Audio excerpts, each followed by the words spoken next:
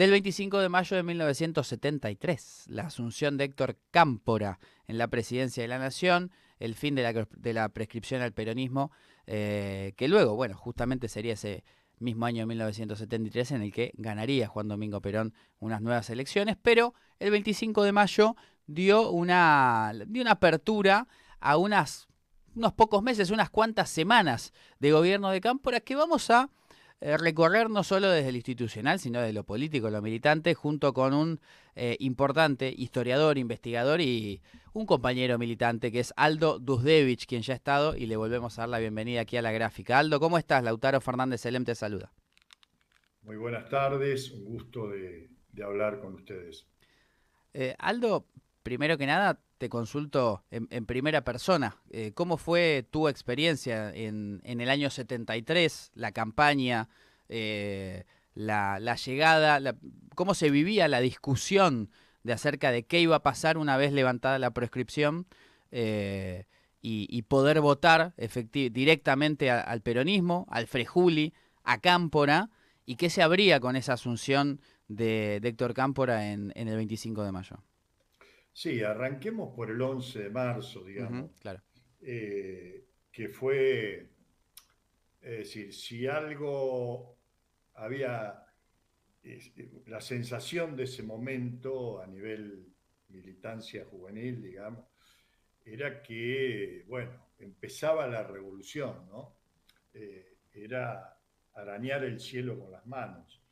El triunfo del 11 de marzo que no era como digamos, no era como las elecciones de ahora, eh, porque no había, digamos, no había ni balotaje ni partidos que compitan entre sí, era casi una formalidad de que el peronismo había que hacer el trámite de la elección Ujú. porque el Frente Justicialista con la fórmula Cámpora Solano Lima iba a ganar. Pero bueno, veníamos de 18 años de proscripción, veníamos de una dictadura que había durado del 66 al 73, este, de una lucha del Cordobazo, del Rosariazo, de la actividad de las organizaciones armadas. Bueno, había toda una cosa muy fuerte que se jugaba en ese momento como el fin de una etapa y el inicio de una etapa nueva, ¿no? Y por eso yo cuando escribí el otro día una nota, la titulaba que pasamos, digamos, que fue un periodo de la euforia a la frustración, Ujú, porque sí. esto fue, digamos, bueno, se gana el 11 de marzo, se llega al gobierno el 25, se asume el gobierno el 25 de mayo de 1973, una gran fiesta. En la Plaza de Mayo todos cantábamos se van y nunca volverán, a los milicos, Ujú. y bueno, sin pensar que a los 3 años los íbamos a tener ahí de vuelta y sufriendo la peor dictadura que tuvo Argentina digamos, y una de las peores del mundo, ¿no? Ujú. En cuanto a sus consecuencias y a la aplicación del terrorismo de Estado que aplicó la dictadura. Entonces, digo, esta es, pero bueno, ese 25 de mayo era el 25 de mayo de la gran euforia juvenil. Ujú. Y allí ya se empezaban a plantear, digamos, dos caminos o contradicciones que no las no las teníamos muy claras, ¿no? Es decir, no había en los sectores juveniles particularmente, no había un aprecio un aprecio genuino por el sistema democrático, vamos a decirlo así. Claro.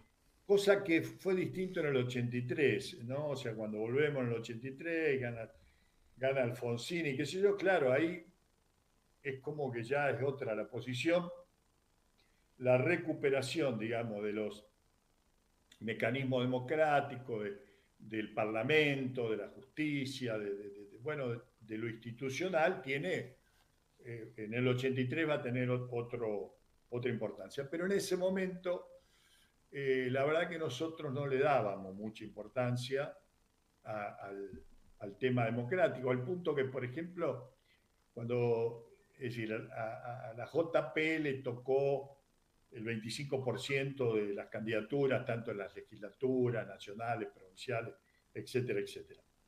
Ahora, ¿quiénes fueron a los cargos electivos? No eran los cuadros más comprometidos ni los... No, era casi despectivamente se decía que ahí iban los jetones. Ajá. Este, Porque, claro, la militancia revolucionaria, entre comillas, digo, dura, combativa, venía de transitar una etapa de mucha pelea y medio era como esa cosa de que no cerraba que alguien dejara un arma para ponerse un traje de diputado. ¿No? Ujú. Era, eso no se sintonizaba. Y claramente luego eso va a repercutir en el inicio del gobierno, porque ya, por ejemplo, a nivel de los grupos armados, más importante en este caso en el sector peronista, en Montonero, es como que va a haber dos sectores, aquellos sectores que se integran a lo institucional, a la Sí. función de gobierno. Por ejemplo, en la provincia de Buenos Aires, el gabinete de la provincia de Buenos Aires era totalmente de la tendencia revolucionaria. Ujú, claro. Todo era juvenil ahí. Eh, pero ¿qué pasa? Por un lado están los que van a asumir esa función de gobierno y por otro lado están aquellos que siguen con la cosa de la clandestinidad, el aparato armado y una idea de que hay que seguir profundizando esta cosa de seguir fortaleciendo las estructuras clandestinas, las estructuras militares. ¿No? Y bueno, y eso ya de arranque, digamos, a nivel gobierno se va a presentar como un problema, porque, claro, yo tengo testimonio, compañeros que estaban en cargos, qué sé yo, los cargos institucionales que hoy podés tener Ujú, al lado de Kicillof, ¿no? claro. Un ministro, un secretario de Estado. Y, y entonces las conducciones los presionaban con que, por un lado, tenían que dejar su tarea para hacer entrenamiento militar. Por otro lado, a muchos se les planteaba que tenían que seguir haciendo operaciones de pertrechamiento, se llamaba, que era robar autos. Entonces, imagínate un secretario, no sé, un secretario de lo que sea, que el tipo iba a la noche en La Plata a robar un auto, siendo que era funcionario Claro. de gobierno, ¿no? Bueno, digo, todo esto era muy loco y iba generando una tensión ahí entre aquellos que decían, bueno, che, pero llegamos al gobierno y tenemos cosas que resolver. Claro. La Ejercer el corrupción, gobierno. claro, todas las cosas que vos ves hoy en cualquier gobierno. Pero lo que era la conducción de la organización y los cuadros más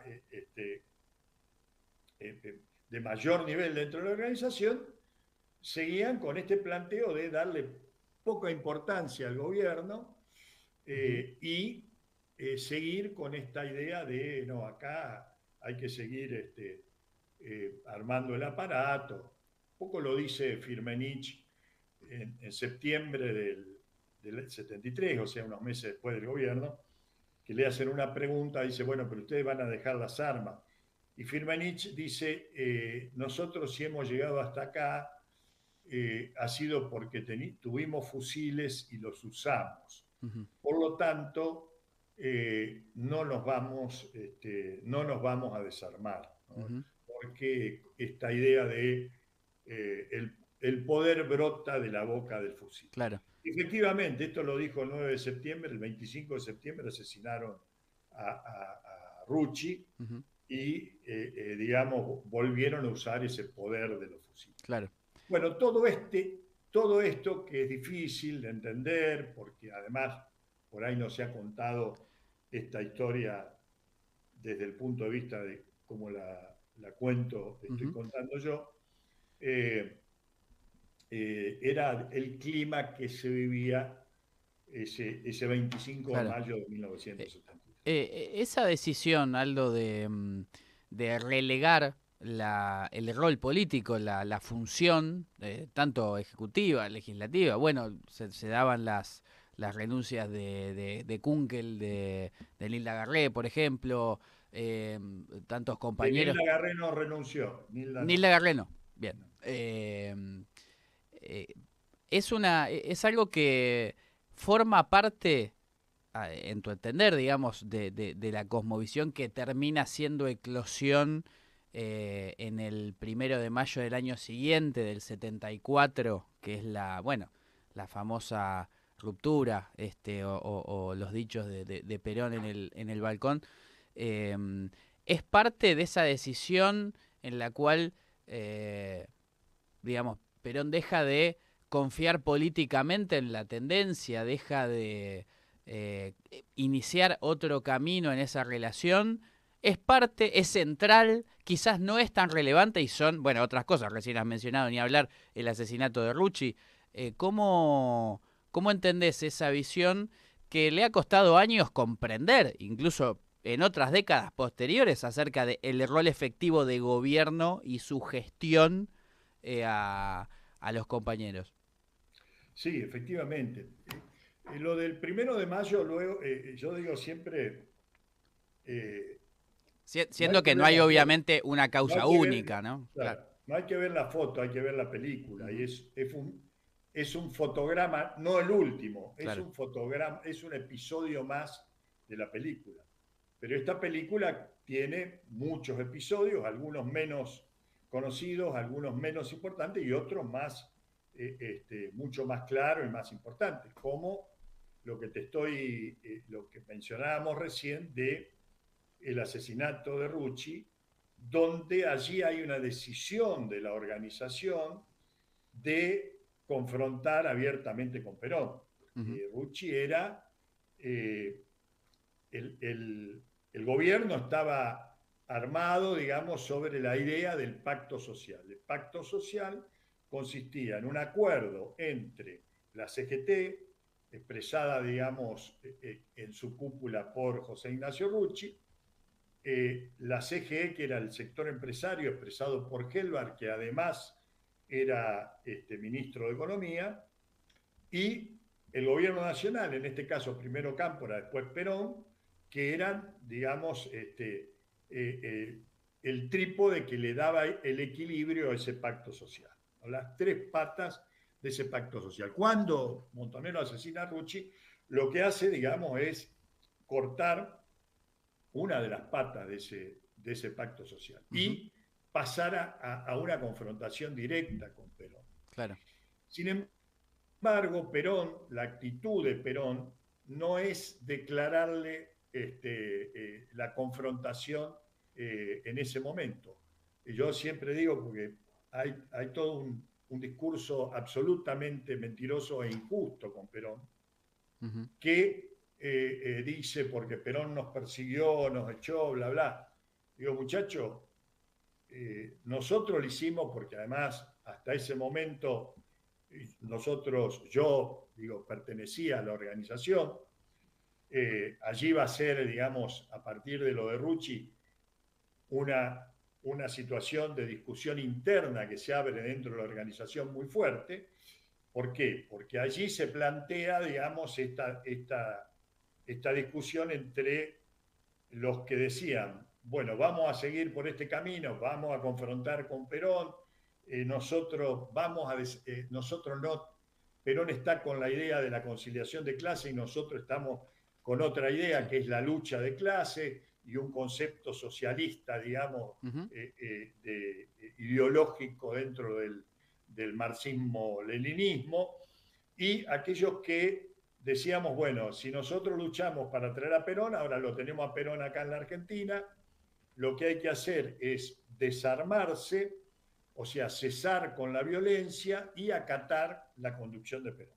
Ujú. Esto, digamos, lo que se produce son un par de meses después, en febrero del 74, la ruptura de la JP Lealtad, donde un 30-40% de la organización que venía de antes rompe y se va Ujú. de Montoneros. Ahora, lo que queda de Montoneros y sigue actuando, digamos, pero lo sigue convocando, lo sigue recibiendo y conversando. Es decir, Claro.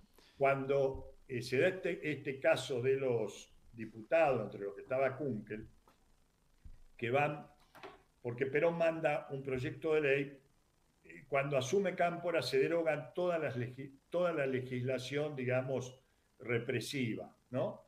Entonces queda un sistema muy laxo. Esto es aprovechado fundamentalmente por el ERP, el Ejército Revolucionario del Pueblo, Sí. que el 25 de mayo decide directamente seguir combatiendo contra el nuevo gobierno, ¿no? Y hace, digamos, ahí secuestro, asesinato, una permanente actividad de leer que llega, digamos, en enero a ser la toma de Azul, que es Ujú. Sí. un hecho muy, muy grave, una carnicería muy grave la que se produce ahí. Bueno, digo, Perón manda una ley para reprimir a la guerrilla con la fuerza de la ley. Ujú. Y los diputados de Montoneros se oponen y piden hablar con Perón. Y Perón los recibe y los escucha pacientemente, con una paciencia oriental, Claro. ¿no? Durante una hora, que Ujú. le plantean todos sus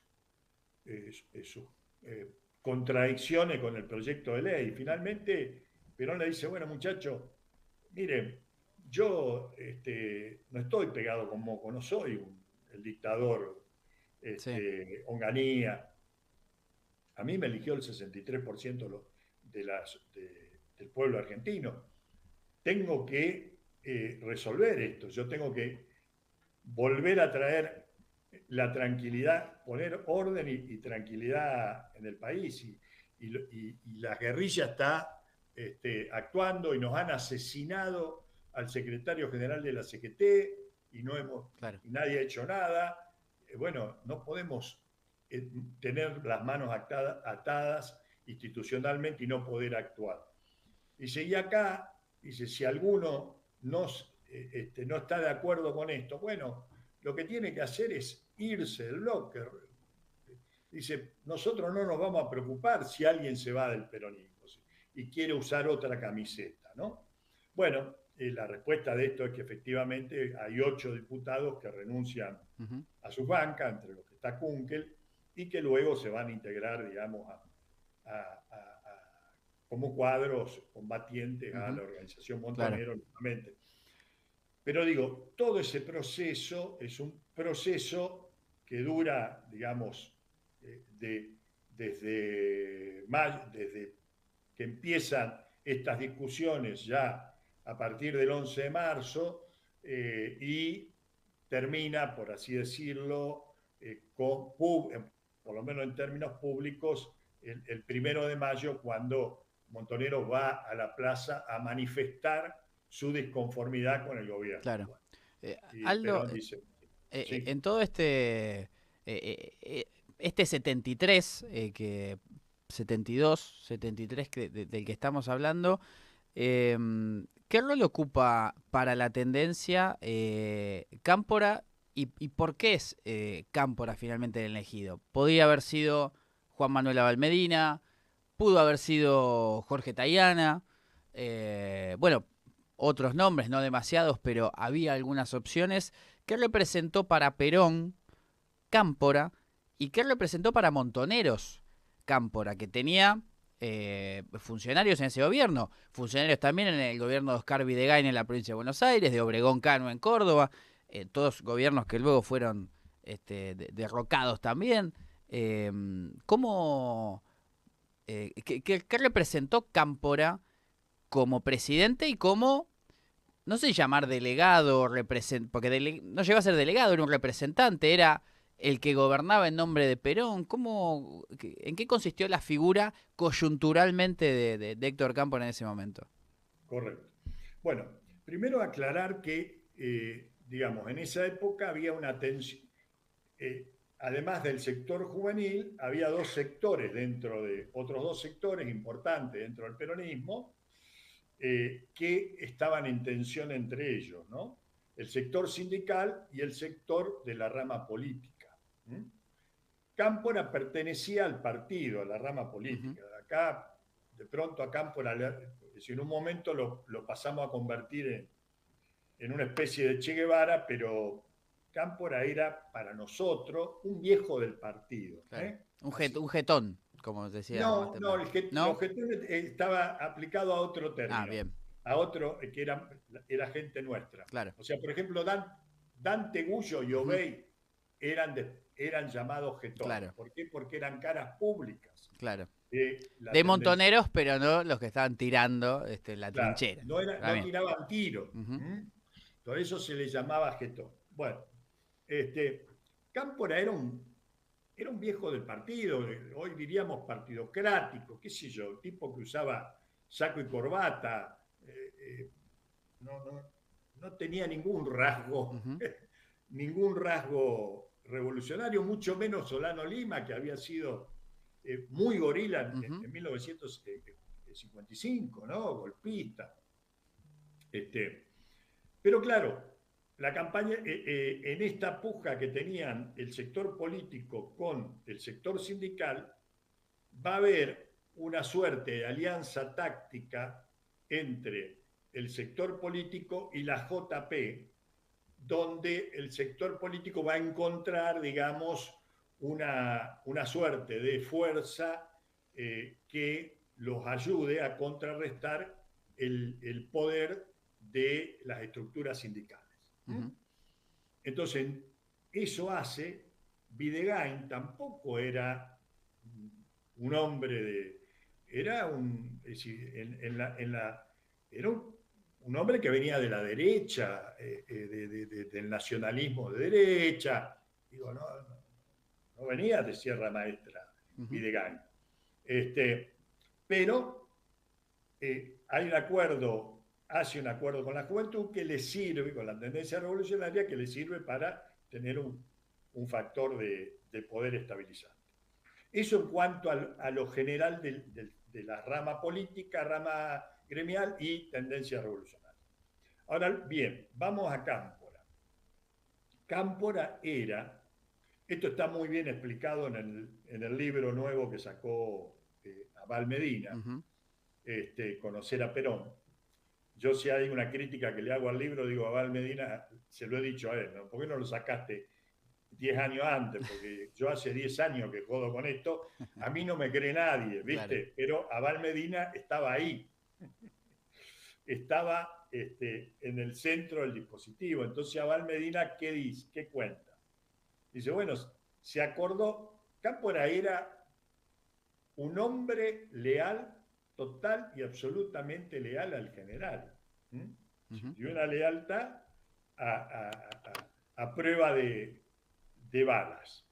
Entonces lo que se acuerda, porque la NUCE pone una cláusula de restricción, la NUCE no quería que el candidato sea Perón.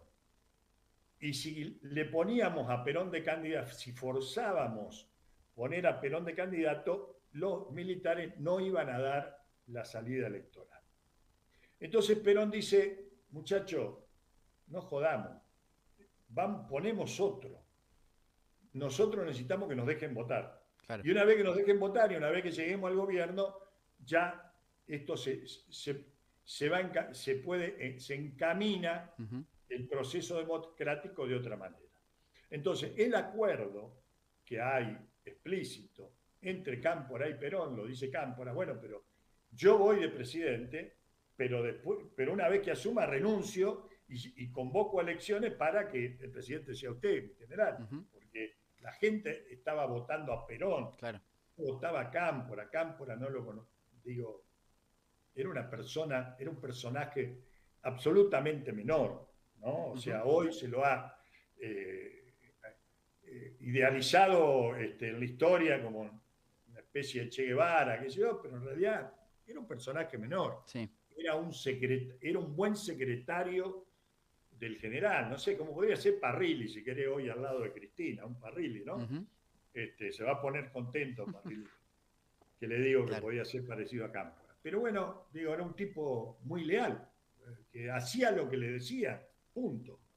Entonces, por eso, Cámpora va sabiendo que, y con el acuerdo con Perón, de que él, llegado al gobierno, va a renunciar y va a convocar elecciones para que sea Perón. El presidente sea Perón, porque además era imposible con Perón en la Argentina que funcionara un gobierno de Cámpora. Y te vuelvo al ejemplo de Parrilli. Vos la tenías a Cristina y lo tenía a Parrilli. Imagínate que lo tenía Parrilli en la presidencia. ¿Quién le va a ir a preguntar algo a Parrilli? No, van todos a hablar con Cristina, Claro.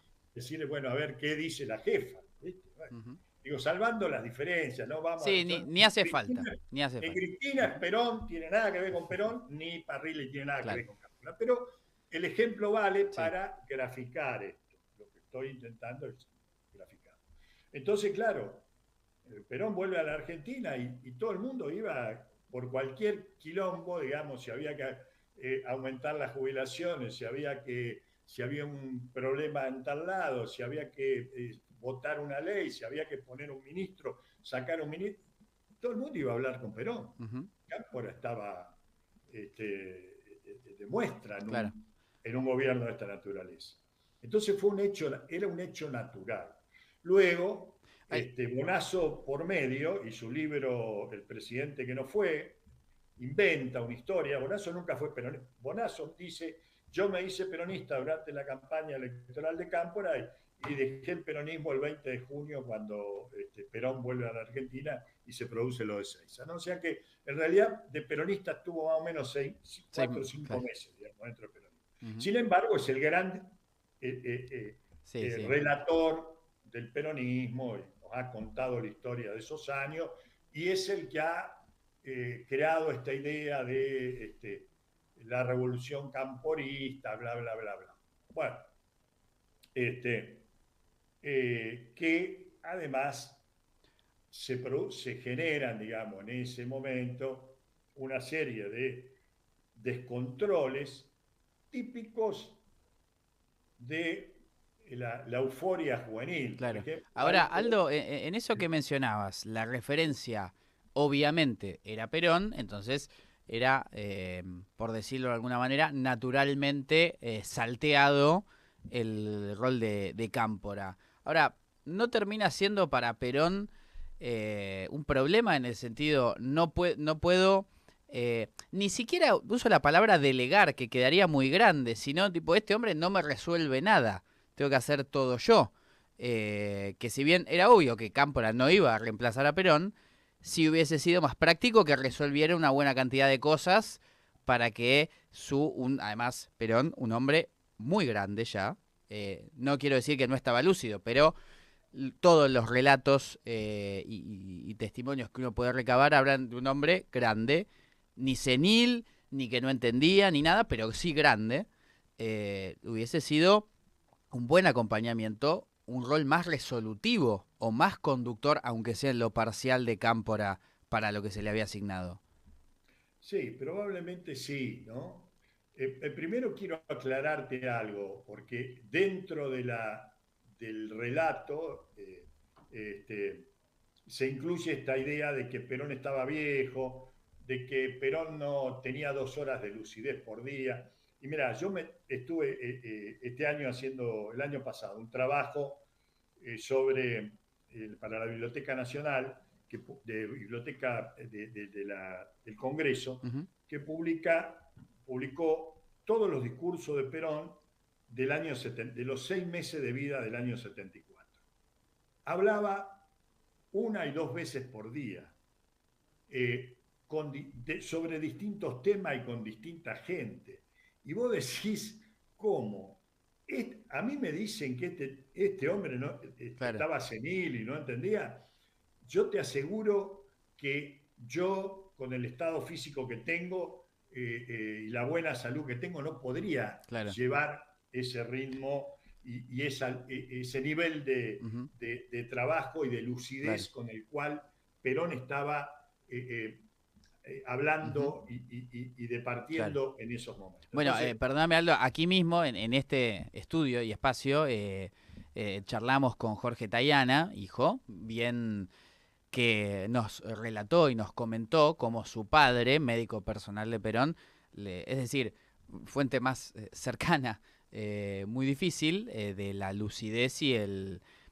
no quiero decir el buen estado de salud, pero sí la plena lucidez que estás mencionando de Perón para tomar decisión. sí, yo lo encomillo.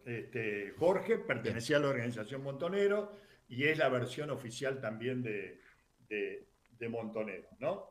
Este, pero si vos lo ves el 1 de mayo, vos lo ves en el mismo acto, el 12 de junio, el último acto de él, vos ves un hombre entero. Además, yo lo comparo mucho con con el Papa Francisco, ¿no? Perón tenía cuando asume la presidencia la misma edad que Francisco cuando asume como Papa. Y la misma, medio el mismo discurso, ¿no? O sea, Ujú, Francisco, cuando asume como Papa, las versiones son, bueno, pero mirá que le falta un pulmón, no va, está viejo, no va. Mirá lo que hizo, estuvo trotando hasta la tarde antes de su fallecimiento, claro. ¿no? Francisco. Yo lo que creo además que salvo que uno tenga un cáncer con fecha fija, que no era el caso de Perón ni de Francisco tampoco, Ujú, eh, por más problemas de salud que uno tenga, en estos hombres que son convocados por la historia, tienen cierta sensación de inmortalidad, ¿m?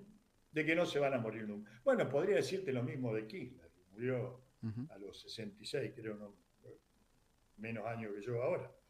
Este, digo, eh, porque una de las cosas que se dice, bueno, no ves que no estaba, entonces, porque se le echa culpa.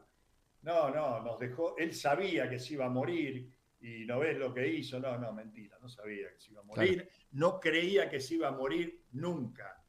Francisco asumió y el tipo no creía que se iba a morir nunca. ¿Mm? Y fíjate lo que hizo. A lo que voy es que Perón tenía ese mismo concepto personal. Ujú, Pero bueno, volvamos para atrás. Cámpora, ¿qué sucede? Sucede que no puede, y en esto sí, digamos, este sí es un error de apreciación que Perón tiene. Perón cree equivocadamente que él va a poder, llegando al país, ordenar a ese gran despelote que era en ese momento el peronismo. ujú, Y creo que sobreestima su capacidad de poder encuadrarlo, sobre claro. todo a los jóvenes, sobre todo al sector juvenil de la tendencia. Él dice, no, yo voy a llegar, dice, voy a poner un vaso de agua, un micrófono, les voy a hablar y los muchachos me van a entender, y qué sé Ujú, yo, los muchachos estaban en otra. Los muchachos eh, eh, habían picado en punta y su idea ya era reemplazar a Perón. Eh, bueno, yo cuento en mi libro, digamos, mucho qué pasó dentro de la organización y cómo fueron evolucionando ideológicamente, cambiando ideológicamente, cómo llegaron a confrontar en términos ideológicos y políticos con Perón. Entonces, digo, ya el país tenía una complejidad muy grande.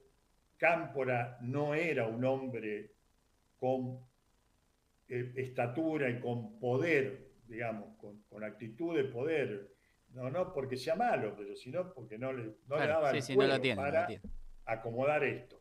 Como yo digo siempre lo que pasó con Isabel, o sea, ya cuando Perón muere, ya tenía un gobierno muy complicado.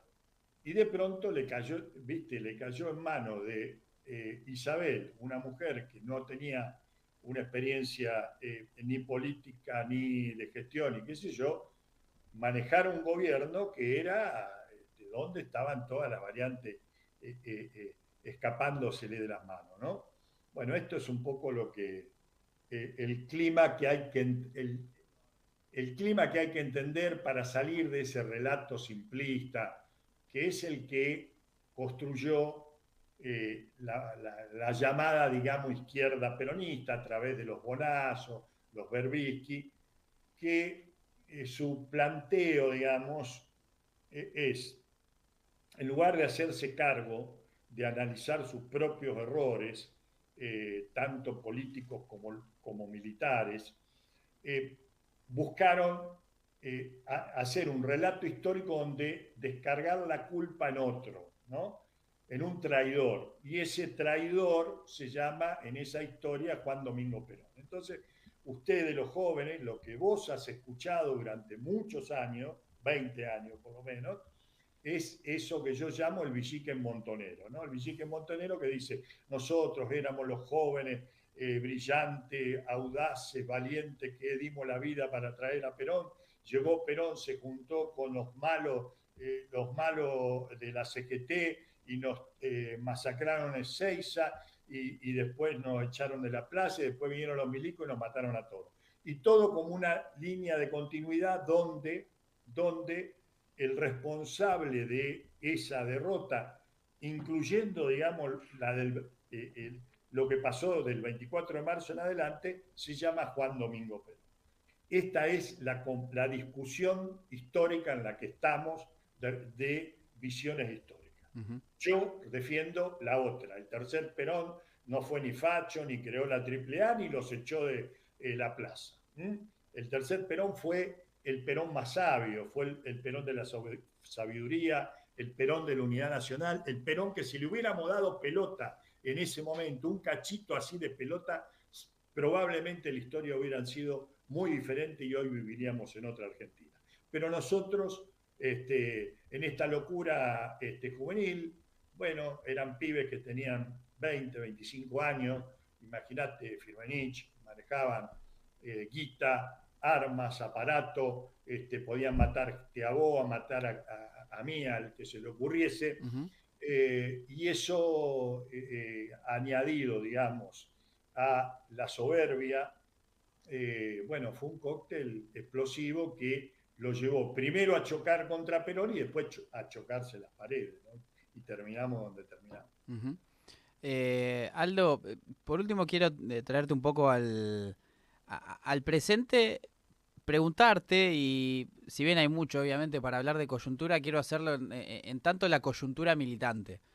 Eh, Hemos charlado con muchos compañeros, compañeras de distintas generaciones militantes que han tenido distintos recorridos, y creo que lo que caracteriza hoy, por lo menos etariamente y en esta coyuntura, es cierta apatía, desencanto, impotencia, decepción, bueno, otras caracterizaciones también, a mi entender, poco comprometidas o patrióticas, si se quieren, es una autocrítica, lo más autocrítica literalmente posible, en la cual las distintas dificultades personales y colectivas de la etapa nos hacen corrernos de la discusión, nos hacen salir del ámbito que teníamos propio, que era la militancia. ¿Cómo se, eh, digamos, de dónde sacó una generación que dio todo, dio la vida, digamos, compañeros ya quitando si eran de organización armada, si eran delegados de fábrica, pero que realmente estaban dispuestos y dieron todo lo que tenían en pos de un ideal, como vos decías, más equivocados o menos, pero que estaban dispuestos a dar la vida? ¿Cómo es esa construcción de la conciencia, esa formación del cuadro, esa formación del militante, en el cual hoy un momento malo económico, un momento malo laboral, un momento malo hasta mediático nos corre de la discusión. ¿Qué ha pasado o cómo evaluás la etapa para generaciones que tienen una responsabilidad histórica todavía, en otra etapa, otro contexto, etcétera? Pero ¿qué nos dirías, digamos, si Eh, te parece? este, yo creo que, digamos, en primer lugar, es complejo definir o que se entienda hoy el concepto de militancia, ¿no? Yo ayer eh, hice circular un videíto con palabras donde yo leía palabras de Francisco. Francisco dice, la política es una actitud de servicio, es una acción de servicio, y es la más alta forma de caridad, la más alta forma de caridad, o sea, la reivindicación de la política, total y absoluta, pero a partir de la vocación de servicio, que es servir al otro y no servirte de. ¿Mm? Entonces, acá, fíjate vos que servir al otro, servirte de, se abre, digamos, un abismo generacional que responde un poco a esto que vos me preguntabas. Cuando nosotros nos iniciamos en la política, cuando yo me inicié en la política, durante la dictadura de Onganía, no había nada para repartir, no había ni contratos, ni cargos, no había nada al corto plazo. Lo que había en corto plazo era la posibilidad de la cárcel, de que te caguen a palo y de la muerte.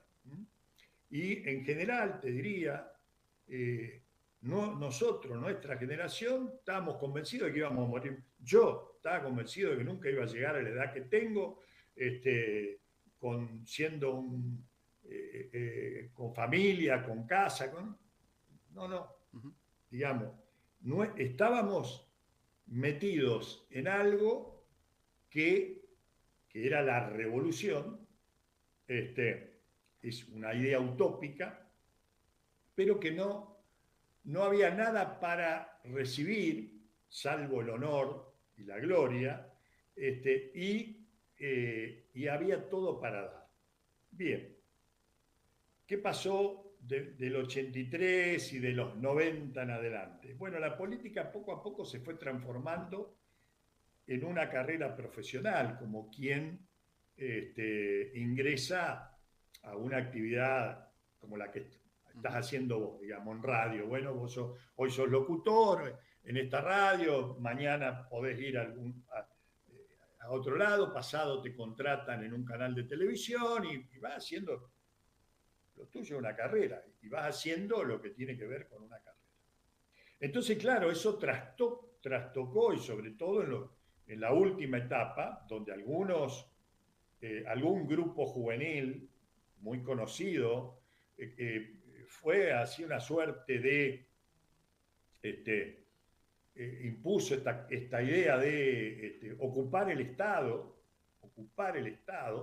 los puestos en el Estado para desde allí supuestamente hacer una transformación, pero que partía de la base de que todo militante tenía que ir a tener un sueldo dentro del Estado y tener las prerrogativas y los beneficios que... Entonces, ese concepto del servicio ya se pone en crisis, ¿no? Porque si mi preocupación, en vez de ser la sociedad y producir un cambio en la sociedad, mi preocupación es exclusivamente cómo va a ser mi salvación individual, cómo voy a ganar, cómo tengo un buen sueldo hoy y voy a ganar un mejor sueldo mañana y qué sé yo, esto se empieza a trastocar gravemente. Cuando la crisis nos cae por la cabeza, claro, no hay no hay esencia para sostener esto. Uh -huh. Bien, dicho esto, que yo no le veo, digamos, digamos, cómo se transforma, cómo se modifica, creo que hoy estaríamos ingresando o estamos ingresando en una situación similar, salvando grandes distancias, porque vivimos en un sistema democrático, no en una dictadura, pero estamos ingresando en una situación similar a aquella, donde lo tenemos a Milei, que amenaza, digamos, que como esto sigue así, amenaza quedarse 8 años. Eh, no hay el peronismo en todo el país, prácticamente no tiene espacios de poder, no tiene gobernaciones, no tiene. Es decir, esta idea de aferrarse a los contratos, al mendrugo del Estado, medio que entró en una nebulosa. Y está apareciendo felizmente, una generación sub-30 que no participó de este sistema, no llegó a participar de este sistema y no ve que tampoco nadie lo pueda tentar con este sistema. Y entonces creo, y es mi única esperanza importante, que hay un movimiento, se está produciendo un movimiento de gente joven que está repensando o está interesado en repensar el peronismo, en volver a los orígenes, está repensando los aspectos que tienen que ver con la cosa espiritual del ser humano, interesándose por la cosa religiosa. Bueno, digo, con otro tipo de esencia, pongo mi esperanza y mis fichas ahí de que de eso, o por lo menos desde allí, se empiece a empujar una nueva generación de dirigentes dentro del peronismo que nos pueda, que pueda recuperar las banderas de este gran movimiento que siguen estando total y absolutamente vigentes, ¿no? O sea, cuando nosotros, todo lo que ha sido la palabra de Francisco a nivel eh, planetario, ha sido palabra cercana al pensamiento o el pensamiento peronista, digamos, pero expresado a nivel del mundo. Y el mundo vio y sigue viendo en esas palabras, en esas ideas, una salida a esta cosa de el liberalismo salvaje, esta sociedad hiperconsumista, hiperconcentrada, etcétera, etcétera. Entonces, digo, el peronismo como ideología, como pensamiento originario, sigue teniendo enorme valor. Ahora, como realidad política, estamos en un proceso de dispersión y atomización que no hace falta que yo lo describa Ujú, nuevamente, claro. porque digo, todos lo sabemos, ¿no? Ujú. Aldo, iba a ser la última, pero se me ocurrió la otra raíz de lo que decías y voy a tratar de alivianar un poco la pregunta que voy a hacer. No voy a decir, no te voy a preguntar si está bien o mal, porque son categorías muy difíciles, pero pregunto, en una circunstancia como la de este gobierno, con la voracidad, no solo desde lo económico, político, social, cultural, coyuntural, sino estructural de la Argentina, en términos soberanos, en términos de nación y de república en sí. No te pregunto si es lo que hay que hacer o no, pero es una herramienta para mí hoy en quinto plano, pero aunque sea a debatir la interrupción de la democracia cuando hay un gobierno así. No, yo no. A ver, yo muchachos, déjenme de joder, ¿viste? Porque hay mucho que le gusta esa Claro. idea, hay que pegarle un tiro a mi ley, hay que echarlo. No, no. Yo, yo viví y sobreviví a dos dictaduras más la triple A, sé lo que es el miedo, sé lo que es ver la cercanía de gente que perdió la vida en estas cosas y no, yo amo la democracia y me la banco. Y yo creo que el camino es porque acá lo que nosotros perdimos, ayer hablábamos, esa famosa batalla cultural, claro, perdimos esa batalla cultural, pero por culpa nuestra, por culpa de un mal enfoque de una serie de cuestiones que nosotros nos fuimos planteando y que hoy tenemos que revisar. Y además, cuidado con esto, porque vuelven a repetirse conceptos elitistas y vanguardistas de mierda, y gorilas. Claro. ¿Por qué? Porque a Milei, nosotros históricamente al peronismo, nos ganaba la histórica clase media, añadido a la clase alta, digamos, los sectores históricamente antiperonistas gorila eran los que nos ganaban las elecciones. Hoy Milei nos ganó las elecciones con una base popular y juvenil que era tradicionalmente peronista. Entonces, que hoy digamos, porque yo se lo he escuchado a muchos compañeros nuestros, ¿viste? Claro, son unos negros de mierda, no entienden nada y votaron a Milei. Claro. Digo, flaca, es lo mismo que durante años nos dijeron a los peronistas, ¿viste? Entonces, despreciar a la sociedad y despreciar el voto popular, creyéndonos que nosotros somos los poseedores de la verdad, y entonces como somos los poseedores de la verdad, podemos interrumpir este proceso. No, hay que ganarle con los votos, y le vamos a ganar con los votos, y le vamos a ganar con los votos. Pero hay que hacer un enorme esfuerzo. Claro, el camino parece el camino más fácil. Agarremos un fierro y empecemos a tirar tiros. Primero son toda una manga de cagones que ninguno del primer tiro se tirarían todo abajo de la mesa porque ninguno escuchó nada. Y todos sueñan con una guerra, porque entre las pelotudeces que Bonazo, Berbisky, todo esto del Villique Montonero te han contado a vos, es qué lindo que fue esa guerra. No, hermano, no fue nada lindo. Que te aprieten, que te metan la picana en los huevos, en medio de la oscuridad, y que llores, te cagues encima, temes y reces y pida por favor que no te mate, no tiene nada de lindo. No tiene nada de lindo.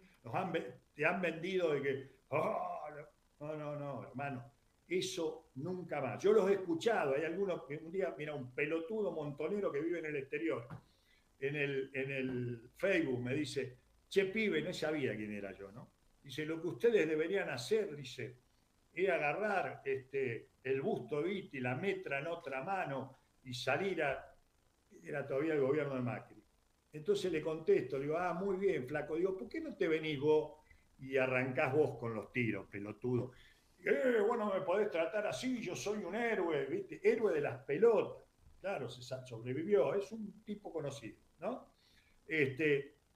Digo, alentar ese tipo de cosas, yo soy total y absoluto enemigo de alentar cualquier tipo de violencia, porque además la violencia nace primero a partir del discurso. Ese discurso puede ser de izquierda o puede ser de derecha o puede ser del costado de cualquier lado. Fíjate vos que hubo todo un sector de la derecha que hoy está en el poder, que fue alentando ese tipo de discurso. Y un día apareció un pelotudo que dijo, una minita que dijo, vos te convertí en San Martín. Hoy te convertí en San Martín, y le dio un fierro a un boludo que gracias a Dios no sabía, era un fierro viejo y no sabía tirar, y le fue a poner un tiro a Cristina. Claro. Entonces, ni tiro a Cristina, ni tiro a Milei. Yo estoy totalmente en desacuerdo con eso, milito en contra de eso, y digo, muchachos, sí, ya sé, claro, porque es el camino más fácil, ¿viste? Y nos cagaron, mirá, nos cagaron una elección, sacamos el 6%, y boludo, si sacamos el 6% es culpa nuestra, si la gente no nos da bola, ¿viste? Revisemos qué estamos haciendo nosotros. Eso como querer que si me gusta una mujer y la mujer no me da pelota, voy a ir a cachetearla para que me dé pelota, y no, ¿viste? Bueno, problema mío. Entonces, digo, yo en ese tipo de planteo, de discurso, digo, soy terminante, Claro. te diría que soy sectario, soy un militante, es decir, soy un militante antiviolencia, porque he practicado la violencia, porque he estado dispuesto a morir y he estado dispuesto a matar. ¿Mm? Y por suerte no tuve que hacer ninguna de las dos cosas, ni Claro. morir ni matar a nadie. Además, algo que me pasa es que ese, esa impronta, ese pensamiento, corre totalmente la idea del tiempo, de la organización, del propio pueblo. Es decir, es hasta algún punto, primero, como decías, algo que es como decirlo sin hacerlo, porque hoy no, el que lo dice no lo va a hacer.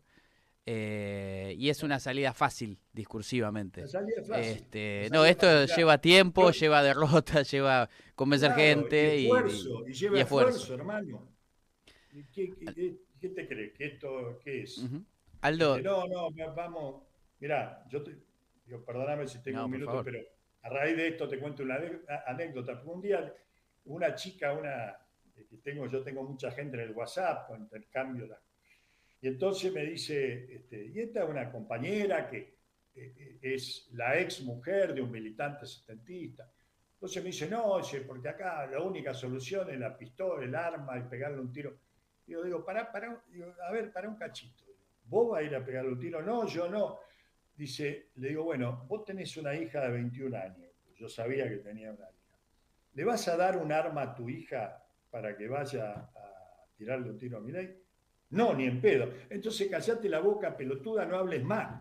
Porque además, si seguís hablando boludeces, por ahí tu hija, sin que vos sepas, ¿eh? Porque ninguno de nuestros padres sabía que nosotros, qué es lo que nosotros estábamos haciendo y qué es lo que íbamos a hacer. Por ahí tu hija, escuchándote a vos, va a ir a agarrar un arma. Entonces, si ni vos, y mucho menos se te ocurre que tu hija se vaya a meter, a arriesgarse en una cosa de esta naturaleza, no lo digas más, no digas más. Pongámonos a laburar. Ayer, Cristina, que después Ujú. de dar tanta vuelta, ahora está empezando, sigue sin entender, ¿no? Sigue sin entender que hoy no puede seguir castigándolo a Axel y haciendo una cuestión de egos de ella, su hijo, etcétera, etcétera. ¿Mm? Pero bueno, empieza a revisar algún tipo de cosa y dice, bueno, no, esto es más, habló de esto, esto es más largo, tenemos que revisar un montón de cosas, de los planteos que nosotros hacemos, ¿sí? Efectivamente, Ujú. así, sí. Aldo, muchas gracias por esta charla, por tomarte el tiempo y bueno, seguiremos debatiendo estos temas y más, por supuesto. Gracias. Muchas gracias a ustedes, muy buenas tardes.